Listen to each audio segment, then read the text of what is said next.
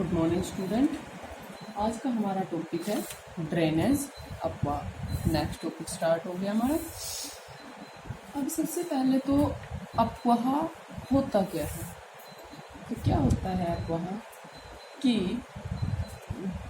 जहाँ जहाँ से नदियाँ बहती है, ठीक है, मतलब जिस जिस क्षेत्र से नदियाँ होकर बहती है वो क्या कहलाता है? उसका अपवाह क्षेत्र। क्या है? ठीक है, क्या कहलाता है? अपवाह। मतलब नदियों बहना किसी भी चीज का, वो क्या कहलाता है? अपवाह। ठीक है, नदियों का अपवाह क्या कहलाता है? नदियों का बहना क्या कहलाता है? नदीय अपवाह। ठीक है, अब ये जो अगर हम बात करें भारत की, तो प्राचीन काल से जो भारत की नदियां हैं वो सिंचाई, जल विद्युत उत्पादन के लिए, मत्स्य उत्पादन के लिए, जल परिवहन के लिए और भी व्यापार के बहुत से मतलब साधनों का क्या रही है? कारण रही है। ठीक है, महत्वपूर्ण साधन भी रही है। अब भारत के जो मुख्य धार्मिक स्थल है वो कहाँ है? नदियों के तटों पर स्थित है, इसलिए धार्मिक, सांस्कृतिक और व्यापारिक केंद्र भी है नदियाँ। ठीक है, नदियों की जो उपजाऊ घाटी है, डेल्टा प्रदेश है, वहाँ पर जनसंख्या का क्या पाया जाता है? सघन घनत्व पाया जाता है। इसके अलावा भारत की जो सभ्यता है, संस्कृति है और आर्थिक विकास में भी नदियों का क्या रहा है? महत्वपूर्ण योगदान रहा है। जब हम ड्रेनेज सिस्टम पढ़ेंगे, अगर हम अब पढ़ेंगे भारत का जो ड्रेनेज सिस्टम है, भारत के अपवाह तंत्र की अगर हम बात करें, भारत के अपवाह तंत्र, ठीक है, भारत का अपवाह तंत्र की अगर हम बात करें तो भारत के अपवाह तंत्र को 2 वर्गों में बांटा जा सकता है। कौन कौन सा? सबसे पहला है हिमालय, हिमालय की नदियां, और दूसरा प्रायद्वीपीय भारत की नदियां। कौन सी?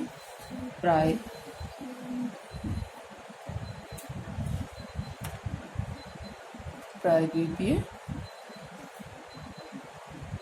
नदियां।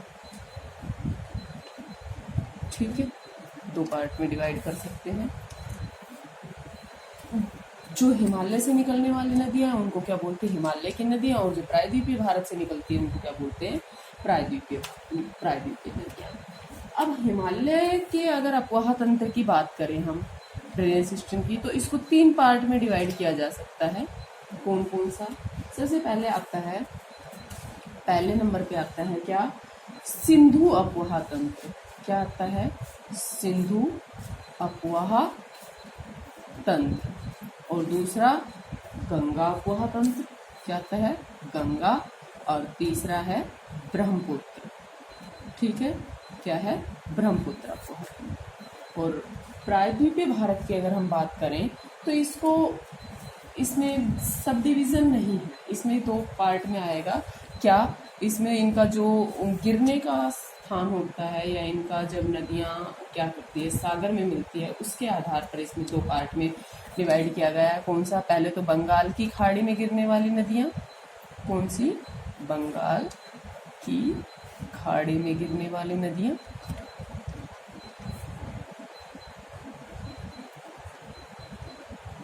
और दूसरी है अरब सागर में गिरने वाली नदियाँ। दूसरी क्या है? अरब सागर में गिरने वाली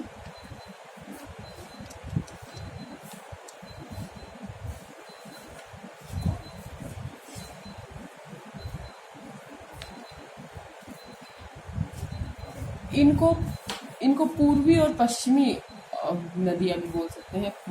पश्चिम की ओर बहने वाली नदियां और पूर्व की ओर बहने वाली नदियां भी बोल सकते हैं। अब अगर हम भारत में हिमालय पर्वत की बात करें तो हिमालय की सबसे पहले नदी तंत्र कौन सा है? सिंधु अपवाह तंत्र। कौन सा है? सिंधु अपवाह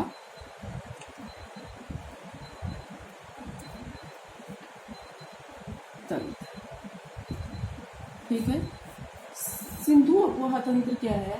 ये जो तंत्र है, अगर पूरे विश्व की भी बात करें तो विश्व के जो बड़े बड़े अपवाह तंत्र हैं उनमें से एक है। ये नदियाँ पश्चिमी हिमालय का जल कहाँ गिराती है? अरब सागर में गिराती है। और 1947 में जब देश का विभाजन हुआ था तो इस अफवाह तंत्र का जो बहुत सा भाग है वो कहाँ चला गया, पाकिस्तान में चला गया। कहाँ चला गया, पाकिस्तान में चला गया। ठीक है, इसमें कौन कौन सी नदी आती है, तो सबसे पहले आती है सिंधु नदी। कौन सी नदी आती है, सिंधु नदी। वैसे हम ये किसके द्वारा करेंगे, मैप के द्वारा करेंगे तो ये आसान रहेगा। मैप करेंगे हम इसका कि कहाँ कहाँ से कौन कौन सी नदियाँ होकर बहती है, कौन कौन सा उनका अफवाह क्षेत्र है, कितना अफवाह क्षेत्र है। ठीक है, ये सब हम करेंगे मैप में। ठीक है, तो इससे पहले ये अफवाह तंत्र करने से पहले अगर हम भारत में जो नदी तंत्रों का विकास है वो देखें तो इससे पहले हम एक बार उसे जान लेते हैं ताकि ये हमारे लिए फिर क्या होगा, इजी होगा। तो किसी भी देश का जो अफवाह तंत्र होता है वो वहाँ की जो धरातलीय रचना होती है, भूमि का ढाल होता है, जो शैलें होती है उनका स्वभाव क्या है, विवर्तनिक क्रियाएं क्या है, जल की प्राप्ति उसे कहाँ से हो रही है, और भूगर्भ ये जो अफवाह क्षेत्र का जो भूगर्भिक इतिहास है उस पर निर्भर करता है। ठीक है, उत्पत्ति के आधार पर अगर हम बात करें तो भारत की नदियों के दो मुख्य वर्ग है, पहला हिमालय की नदियाँ और दूसरा प्रायद्वीपीय भारत की नदियाँ। इसके अतिरिक्त अगर इन दोनों के अतिरिक्त देखें तो तटीय नदी तंत्र भी होता है और अंतःस्थलीय अफवाह भी होता है। तटीय नदी तंत्र जो तटों के सहारे बहते हैं, और दूसरा अंतःस्थलीय अफवाह तंत्र वो ऐसी भी नदियां हैं जो भारत के अंदर ही क्या हो जाती है, विलुप्त हो जाती है। जैसे लूनी नदी है, वो कच्छ के रण में क्या हो जाती है, विलुप्त हो जाती है, वो वहां तक पहुंच ही नहीं पाती। ठीक है, सागर तक पहुंच ही नहीं पाती। तो नदियों के जो वर्तमान स्वरूप है उसको जानने के लिए आवश्यक हो जाता है कि जो नदी तंत्रों का विकास है वो किस प्रकार से हुआ। ठीक है, भारत की जो नदियां हैं वो सैकड़ों की संख्या में जो नदियां हैं वो अपने विकास का जो उनका एक लंबी प्रोसेस के बाद उन्होंने जो आज ये जो लक्षण प्राप्त किए जिसके आधार पर हम डिवीजन करते हैं ये प्राप्त किया है। ठीक है, अगर हम हिमालय के अफवाह तंत्र के विकास की बात करें तो हिमालय से जो निकलने वाली समस्त नदियां हैं उनको तीन मुख्य नदी तंत्रों में बांटा जाता है। कौन कौन से, सिंधु, गंगा और ब्रह्मपुत्र। ये तीनों नदी तंत्र क्या हुआ, एक लंबे उतार चढ़ाव के बाद मतलब इनका एक इतिहास रहा है अपने आप में।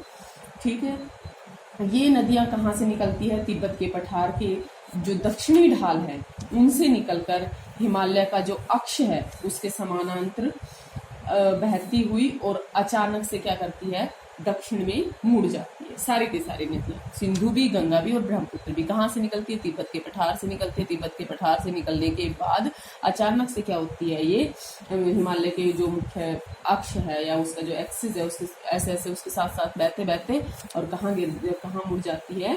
अगर लॉन्गिट्यूडिनल ट्रफ की बात करें तो ये बहती हुई और अचानक से क्या करती है, ये दक्षिण में मुड़ जाती है। और ये क्या करती है, ऊंचे ऊंचे जो पर्वत होते हैं उनको काटकर गोर्ज का निर्माण करती है। और फिर क्या करती है, गोर्ज का निर्माण करते हुए ये कहाँ प्रवेश करती है, प्लेन्स में, मैदानी भाग में ये प्रवेश करती है। और इस आधार पर अगर हिमालय की नदियों की बात करें तो अधिकांश नदियां जैसे सिंधु, ब्रह्मपुत्र, अलकनंदा, सतलुज, गंडक, कोसी, तीस्ता, ये कैसी है, पूर्ववर्ती नदियों के उदाहरण है। मतलब ये कैसे पहले से बहती आ रही है। ठीक है, पूर्ववर्ती नदियां वे नदियां होती हैं जो मतलब जैसे पहले बह रही थी वह उसी डायरेक्शन में बहती है, उनकी दिशा में कोई चेंज नहीं आता, वो किसी भी रुकावट के कारण अपना मार्ग चेंज नहीं करती। ठीक है, पूर्व जैसे जो स्थलखंड उत्थान के पूर्व प्रवाहित होती थी और उत्थान के बाद भी पूर्ण जो पुराना मार्ग होता है उसी का अनुसरण करती हैं। ये नदियां, अगर इन नदियों की बात करें तो ये नदियां कैसी है, हिमालय से भी पुरानी है। ठीक है, जो हिमालय पर्वत का निर्माण से पहले भी क्या किससे बहती थी, उत्तर से दक्षिण की ओर बहती थी, और आज भी कहाँ होती है, उत्तर से दक्षिण की ओर बहती है। और ये नदियाँ जैसे हिमालय के ऊंचे उठने और नदियों के, अगर हिमालय के ऊंचे उठने की बात करें तो ऐसा नहीं है कि हिमालय ऊंचा उठता गया तो ये नदियाँ क्या होगी, ऊंचे नहीं। इन्होंने क्या किया, जहाँ से ये बह रही थी उसी के हिमालय को काट कर इन्होंने क्या किया, अपना स्थान बनाया है। ठीक है, और इनकी हिमालय के ऊंचे उठने की गति और नदियों के बहने की गति या अपक्षरण की गति लगभग क्या रही है, समान रही है। ये नदियाँ हिमालय की जो निर्माण की सभी अवस्थाएं हैं उसमें बहती रही है, चाहे हिमालय का जन्म हुआ था तब से लेकर अब हिमालय कौन सी अवस्था में है, युवा अवस्था में है। और इन नदियों द्वारा 1800 से 3600 मीटर गहरे तंग मतलब संकरे इन गॉर्ज का निर्माण किया गया है। ठीक है, और ये प्रमाणित करते हैं कि हिमालय के उत्थान के साथ साथ इन नदियों के किनारे क्या हुए, ऊपर उठते चले गए और इनका तल जो है वो कैसा होता चला गया, गहरा होता चला गया। मान लो जैसे जैसे कोई पर्वत शिखर ऐसे होता है तो ये नदी जैसे यहाँ से बह रही थी तो ये क्या होगा, अब ये ऊपर जा रहा है तो इनका तल कैसा हो जाएगा, गहरा हो जाएगा। ठीक है, और अब ये जो नदियों के किनारे क्या है, ये ऊपर उठ गए। ठीक है, अब ये जो इन नदियों में अगर देखें तो इनके अंदर शीर्ष कटाव या सरिता हरण, शीर्ष कटाव और सरिता हरण के का क्या होता है कि इससे ये दिखाई देता है कि ये जो नदियां हैं ये घाटियों को पीछे सरकाती रही है।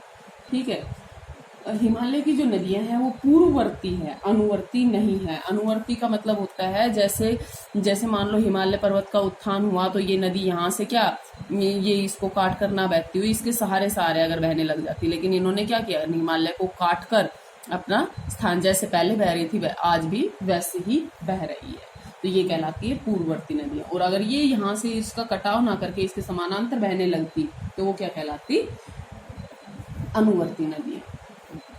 और जैसे ये हिमालय पर्वत अब इसके मध्य में किसका काम कर रहा है, जल विभाजक का काम कर रहा है।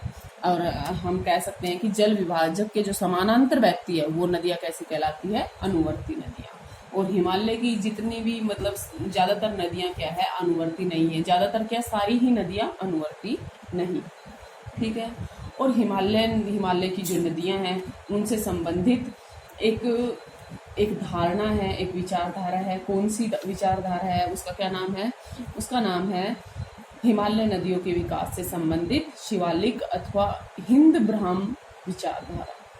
ठीक है, अगर हम भूगर्भ वेताओं की बात करें तो हिमालय की जो नदियों के विकास की विभिन्न अवस्थाएं हैं वो जैसे जैसे शिवालिक पर्वतों की परतदार चट्टानों की, जैसे शिवालिक में परतदार चट्टानें पाई जाती हैं, इनके सहायता से इसको आसानी से समझा जा सकता है, किसको, हिमालय की नदियों के विकास को।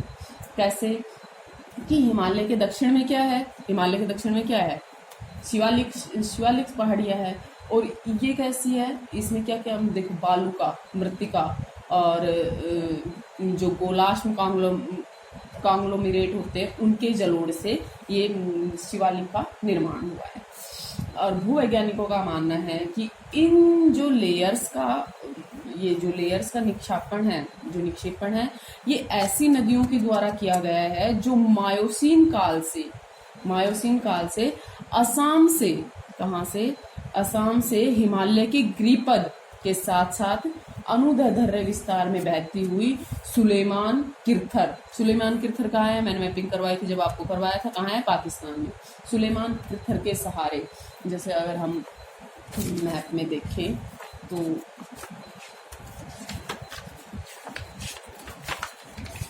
ये देखिए इसमें क्या है, ये शायद दिखाई देगा,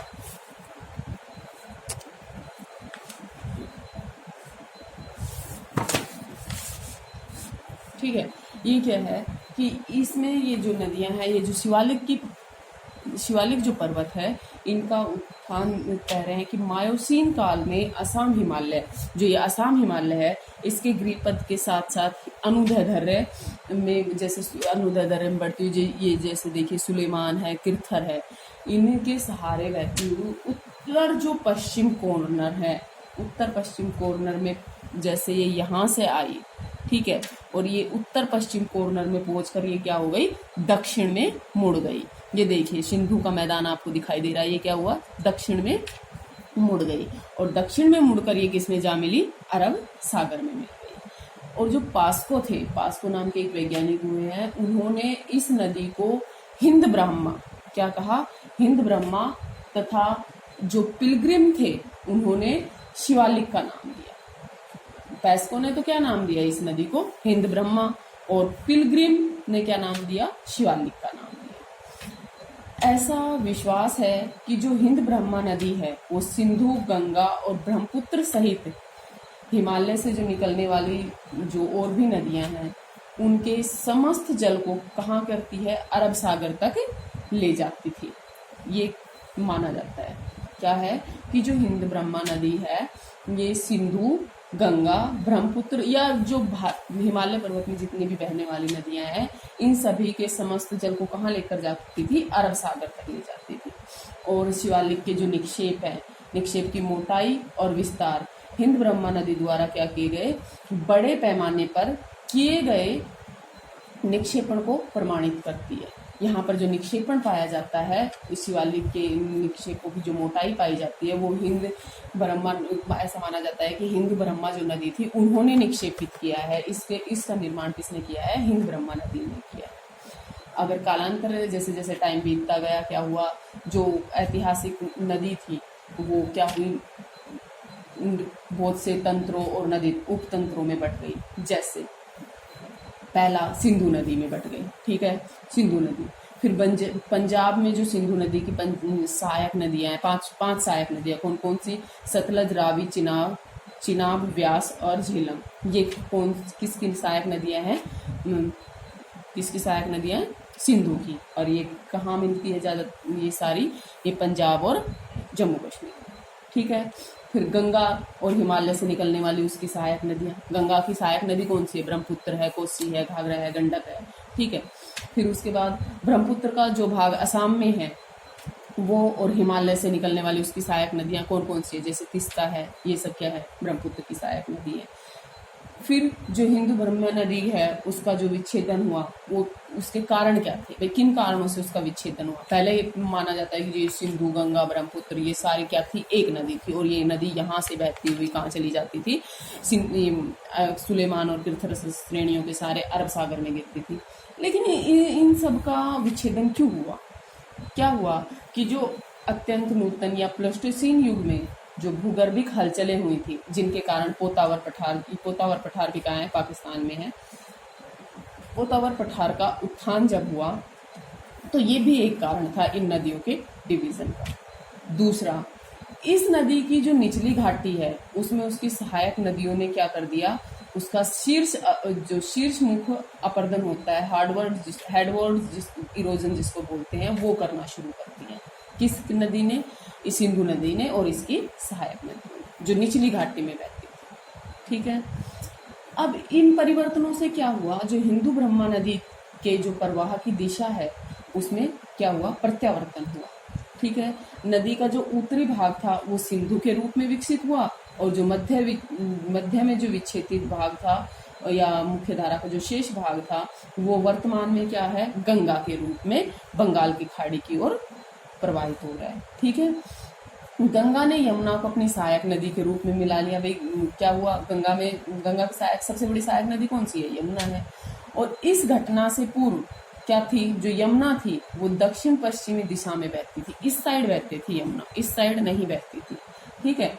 और ये किसकी सहायक नदी थी, यमुना सिंधु की सहायक नदी थी। लेकिन बाद में ये किसकी सहायक नदी बन गई, गंगा की बन गई, ठीक है।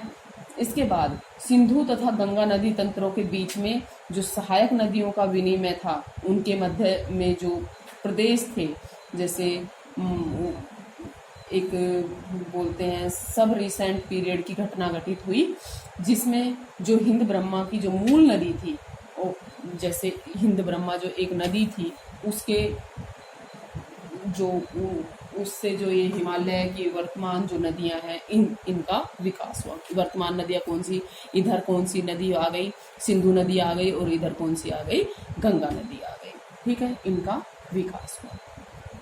जो हिंद ब्रह्मा विचारधारा के जो वैज्ञानिक है वो सभी विद्वान नहीं मानते इस बात को, और उन्होंने इस धारणा पर भी क्या किया है, आपत्ति जाहिर की है कि ऐसा कुछ नहीं था। जैसे क्या कारण है कि वो ऐसा नहीं मानते, कि वो कहते हैं कि जो शिवालिक पहाड़ियां हैं, जो शिवालिक पहाड़ियां के जो जलोढ़ हैं उसके जो निक्षेप की व्याख्या है वो हिंद ब्रह्मा जो विशाल नदी है उसकी कल्पना की गई है, ऐसा जरूरी नहीं है। उन्होंने मान लिया कि भाई ऐसे ऐसे नदी बहती थी और ऐसे ऐसे उसने अपने जलोढ़ क्या कर दिए, निक्षेप कर दिए, और इस कारण से शिवालिक की क्या हुई, उत्पत्ति हुई। लेकिन ऐसा जरूरी नहीं है। इन पहाड़ियों में जो जलोढ़ निक्षेपों की जो रचना है उन जलोढ़ पंखों द्वारा तो हो सकती है, मान लिया उन्होंने कि जलोढ़ पंखों द्वारा तो हो सकती है, लेकिन जिनकी रचना जो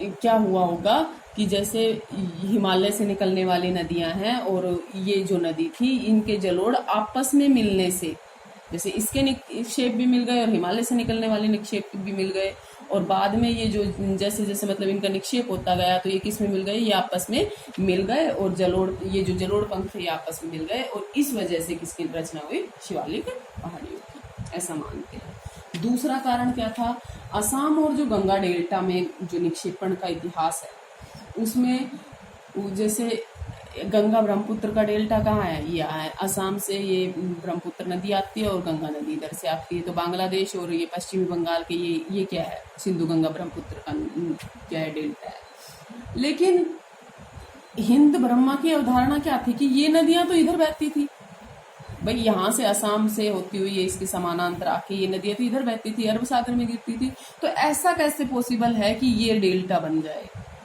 गंगा का ये जो डेल्टा है ये इस अवधारणा को नहीं मानता, ठीक है।